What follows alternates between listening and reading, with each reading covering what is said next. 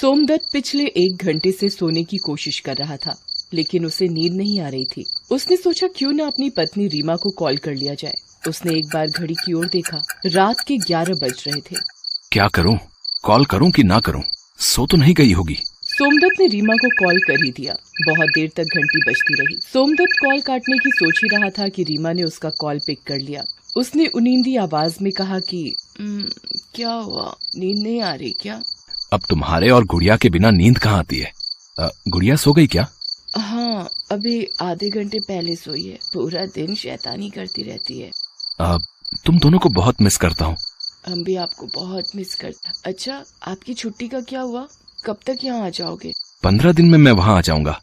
रीमा अपने भाई की शादी में अपने मायके गई हुई थी। हालांकि शादी में अभी देर थी, लेकिन वो महीने भर पहले ही चली गई। रीमा का भाई धीरेन्द्र पुलिस में डीएसपी के पद पर काम करता था। सोमदत्त ने रीमा से बात करके फोन कट किया और मोबाइल को अपने सिरहाने में रखकर फिर से सोने की कोशिश करने लगा। तभी उसके मोबाइल का नोटिफिकेशन टोन बजा। सोमदत्त ने अपने फोन की ओर देखा। फेसबुक पर एक बहुत ही सुंदर लड़की जिसका नाम इप्शिता था, उसकी फ्रेंड रिक्वेस्ट आई हुई थी। सोमनाथ उसकी प्रोफाइल पिक्चर को देखते हुए मन ही मन सोचने लगा, कौन है ये लड़की?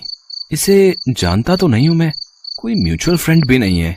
वो कुछ देर सोचता है, फिर उस लड़की का फ्रेंड रिक्वेस्ट एक्सेप्ट कर लेता है। फिर वो सो जाता है। अगले दिन जब वो ऑफिस निकलने ही वाला होता है कि उस लड़की का मैसेज उसके मैसेंजर बॉक्स में आता है, जिसमें लिखा होता है, हाय हैंडसम। एक बात और गौर करने वाली थी कि उसकी रात वाली प्रोफाइल पिक्चर भी बदली हुई थी और इस नई पिक्चर में तो वो और भी सुंदर लग रही थी। ये लड़की है तो बहुत सुंदर, लेकिन कौन है ये? और मुझे इस तरह से हाय हैंडसम क्यों लिखकर भेजा है? अरे शादीशुदा हूँ मैं। सोमदत्त ने उसके मैसेज का कुछ जवाब नहीं दिया और ऑफिस निकल गया। ऑफिस के लंच टाइम पर जब वो लंच कर रहा था तो फिर से इप्शिता का मैसेज आया। वो उसके मैसेज को पढ़ने लगा। क्या बात है हैंडसम, नाराज हो क्या? मेरे मैसेज का जवाब नहीं दिया? अगर कोई टेंशन है तो मैं तुम्हें मैसेज नहीं करूंगी, तुम मुझे अनफ्रेंड कर सकते हो। अभी के लिए बाय। बार बार इप्शिता जैसी सुंदर लड़की के मैसेज आने से सोमदत्त का मन थोड़ा डोल गया। उसने मन ही मन सोचा कि किसी लड़की से बात करने में क्या बुराई है। ऑफिस में भी तो कितनी लड़कियां हैं, वो सभी से बात करता ही है। ये सोचकर वो इप्शिता के मैसेज का जवाब टाइप करने लगा। अरे नहीं, मैं तो आपको जानता भी नहीं। फिर नाराजगी कैसी? उसके बाद इप्शिता से वो काफी देर तक चैट करता रहा। उस चैट में वो कहाँ काम करता है, क्या करता है और अपना फोन नंबर भी दे दिया। सोमदत्त ने सोचा कि इप्शिता का कॉल आएगा, लेकिन उसने कोई कॉल भी नहीं किया। फिर 2 दिनों तक इप्शिता का कोई मैसेज भी नहीं आया, लेकिन सोमदत्त बार बार अपने मैसेज बॉक्स में जाकर देखता कि कहीं उसका कोई मैसेज तो नहीं आया है। अरे जब कॉल करना ही नहीं था तो फोन नंबर क्या अचार डालने के लिए लिया था? 2 दिन से कोई मैसेज भी नहीं आया इप्शिता का। वो थोड़ा परेशान सा रहने लगा। कई बार उसके मन में आया कि वो ही उसे मैसेज करके पूछ ले कि सब ठीक तो है ना, लेकिन उसने नहीं किया। 2 दिन बाद जब वो शाम को अपने ऑफिस से निकल रहा था तो उसके नंबर पर एक अननोन नंबर से कॉल आया। सोमनाथ ने कॉल पिक किया तो दूसरी तरफ से एक लड़की की मदहोश करने वाली आवाज आई। हेलो। हेलो, आप कौन बोल रही हैं? पहचानिए मुझे। सॉरी, मैं आपको नहीं पहचान पाया। अरे इतनी जल्दी हार मत मानिए, ट्राई तो करिए पहचानने की। सोमदत्त उस लड़की की आवाज नहीं पहचान पा रहा था। तभी उस लड़की ने एक बात कही।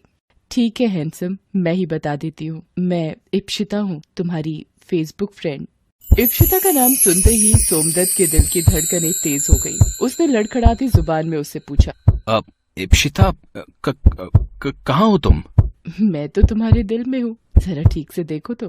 इप्शिता की ऐसी बात सुनकर सोमदत्त थोड़ा शर्मा गया। अरे इस तरह लड़कियों की तरह कोई शर्माता है क्या? वैसे तुम फेसबुक पिक में जितने हैंडसम दिखते हो उससे कहीं ज्यादा सामने से लग रहे हो। इप्शिता की इस बात को सुनकर सोमदत्त चौंक गया। अरे तुमने मुझे सामने से कब देख लिया?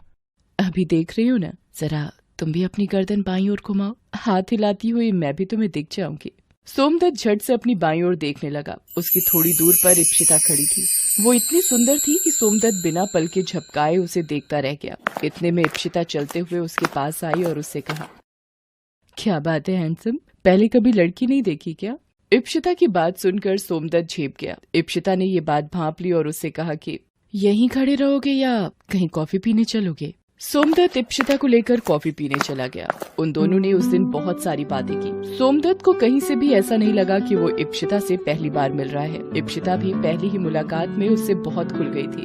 फिर तो वो हर दिन मिलने लगे। उनके बीच में करने को इतनी बातें होती कि वो कभी खत्म ही नहीं होती। रात को भी वो घंटों बातें करते रहते।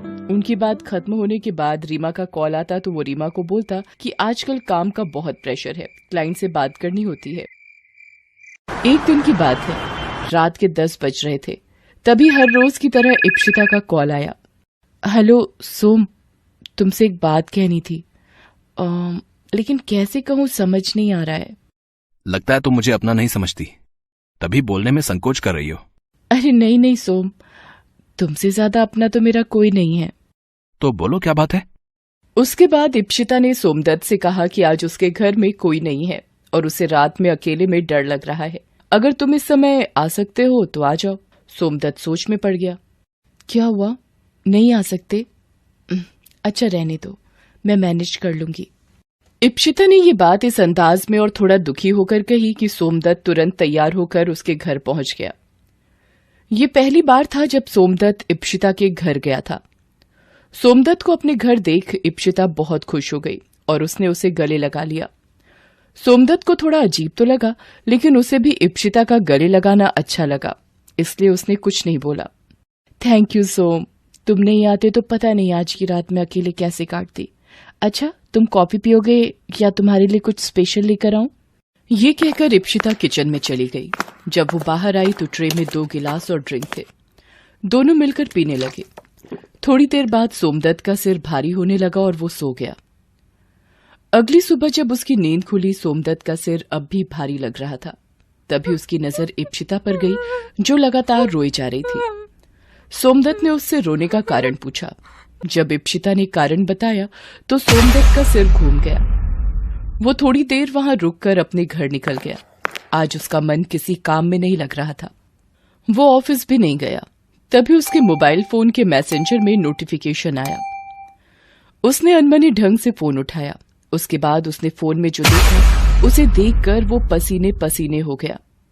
उसमें उसकी और इप्शिता की कई सारी तस्वीरें थीं। उन तस्वीरों को देख उसका सिर चकराने लगा।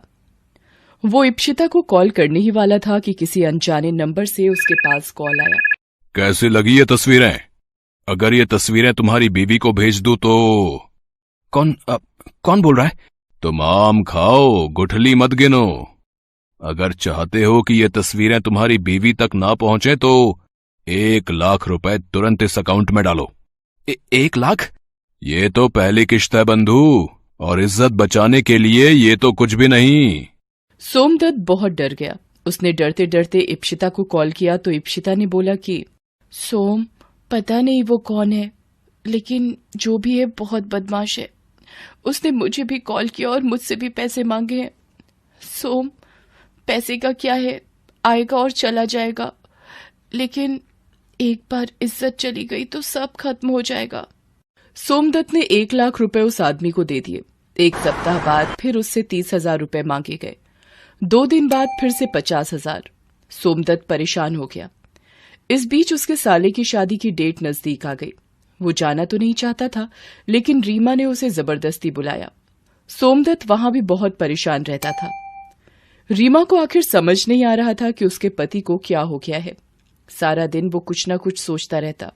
रीमा ने एक बात और नोटिस की थी कि सोमदत्त अपने फोन को 1 मिनट भी अपने से अलग नहीं होने देता।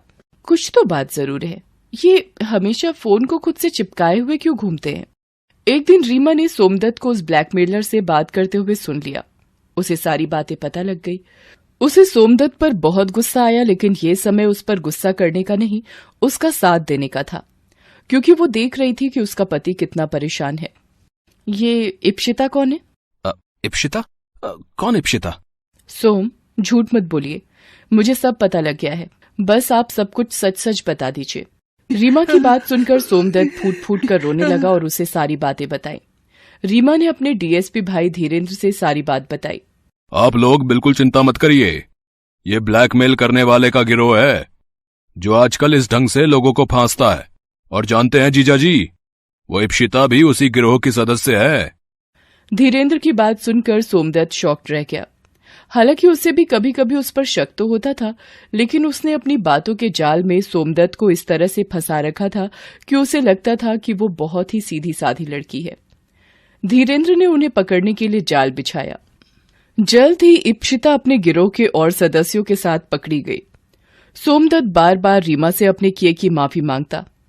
रीमा बार बार उससे कहती कि मैंने आपको माफ कर दिया है। पति पत्नी का रिश्ता विश्वास पर टिका होता है, इसे कभी न टूटने दें।